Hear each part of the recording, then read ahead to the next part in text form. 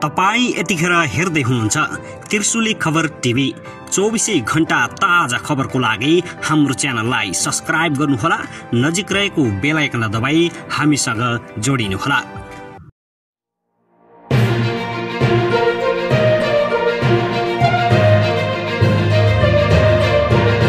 दर्शकबिन नमस्कार, तपाईहरु यतिखेर हेर्दै हुनुहुन्छ त्रिशुली खबर टिभी।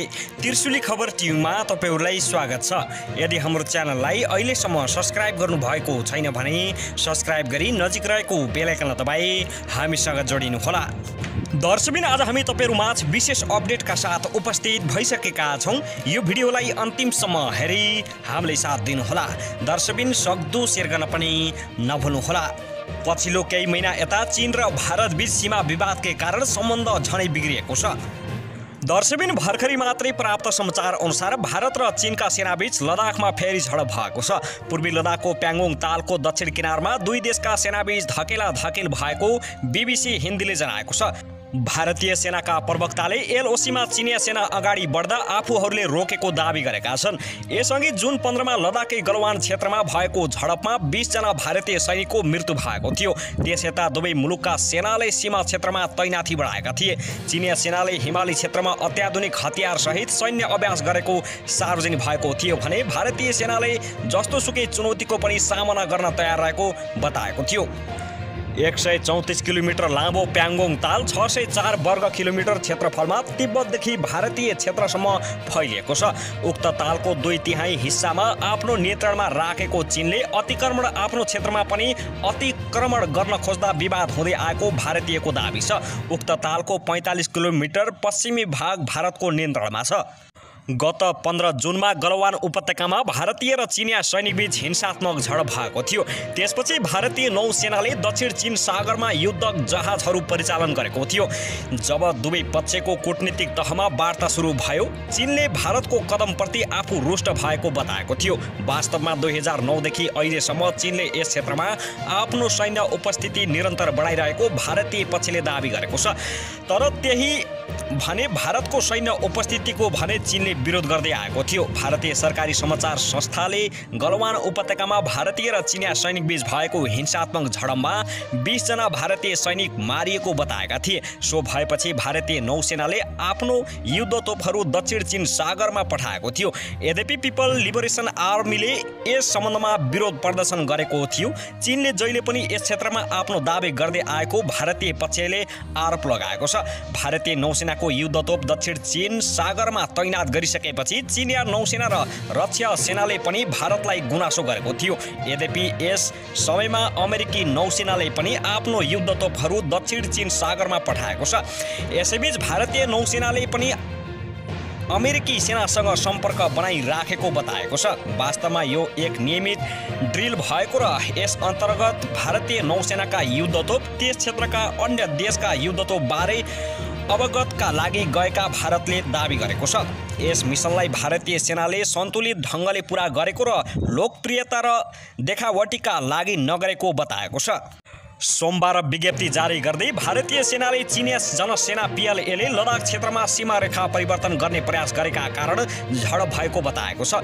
विज्ञप्तिमा भनिएको छ, भारतीय सैनिकले पेङ्गोङ त्यो लेकमा चिनिया सैनिकले चालेको उत्कास हट रूपमा कदम रोकिएको छ। भारतीय सेना संवाद मार्फत शान्ति कायम गर्नका लागि तयार र तत्पर रहेको साथै आफ्नो क्षेत्रको अखण्डता र सुरक्षाका लागि पनि प्रतिबद्ध रहेको बताएको छ।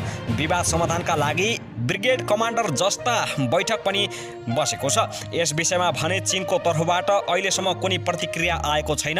यसअघि लद्दाखको गलवान क्षेत्रमा 15 जुनमा दुई देशका सैनिकबीच हिंसात्मक झडप भएको थियो।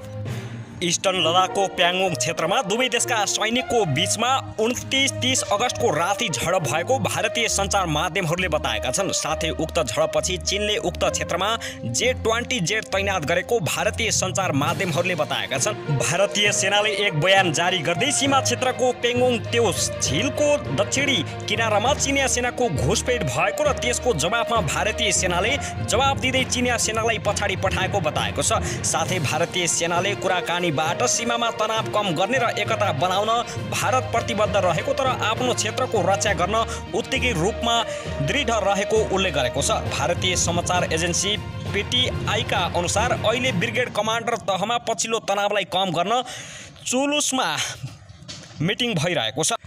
यो विषयमा भारतीय विदेश मन्त्री एस जयशंकरले भारत र चीनलाई वास्तविक नियन्त्रण रेखा एलएलसीमा शान्ति चाहिएको हो भने पछिल्ला सम्झौताहरूलाई पालना गर्नुपर्नेमा जोड दिएका छन्। हिन्दुस्तान टाइम्ससँगको कुराकानीमा जयशंकरलाई पूर्वी लद्दाखमा तनावको स्थिति कस्तो छ भनेर प्रश्न गरिएको थियो। जवाफमा जयशंकरले भने हामी कूटनीतिक र सैन्य माध्यमबाट चीनसँग सम्पर्कमा रहन चाहन्छौँ। हाम्रो दृष्टिकोणमा दुई कुरा अनिवार्य रूपमा सामेल छ। एक सन् 1993 देखि हामीले समय समयमा चीनसँग केही सम्झौता गर्दै आएका छौँ जस अनुसार वास्तविक नियन्त्रण रेखामा दुवै पक्षले न्यूनतम बल तैनात राख्नुपर्छ। अहिले यो स्थिति छैन किनभने चीनले ठूलो संख्यामा एलएलसीमा सेना तैनात गरेको छ। हामीले बुझ्न सकिरहेका छैनौँ कि किन यस्तो भइरहेको छ। स्पष्ट रूपमा यदि हामी सीमामा शान्ति चाहन्छौँ भने हामीले ती सम्झौतालाई पालना गर्नुपर्छ। दोस्रो म भन्न चाहन्छु कि एलएलसीलाई लिएर हाम्रो धारणामा केही अन्तर छ तर फेरि पनि दुई देशमा कुनै एक देशले एकतर्फी रूपमा यथास्थितिलाई बदल्ने प्रयास गर्न सक्दैन। यो ती सम्झौताको कारण हो। स्वाभाविक रूपमा यदि तपाईले शान्तिलाई प्राथमिकता दिनु भएन भने यस्ता मुद्दाहरू उठ्न सक्छन्। दुई देश मध्ये कसले स्थितिलाई सही ढङ्गले बुझ्न सकेको छैन भन्ने प्रश्नमा जयशंकरले यहाँ कयौं कुरालाई बुझ्नुपर्छ जसले बिग पिक्चरलाई स्पष्ट गर्दछ। जस्तो चीनको उदय कसरी भयो र उसले विश्वलाई कुन नजरले हेर्दछ, भारतलाई विकास कसरी भयो र आज हामी कहाँ छौँ, साथै अमेरिका जसको स्थान भए पछिल्लो दशकमा बदलिएको जसको भारत चीन लगायत पुरै विश्वास असर परेको छ। चीनले यो समयमा आफूलाई पुरै बदलेको छ भने भारतले धेरै उन्नति गरेको छ।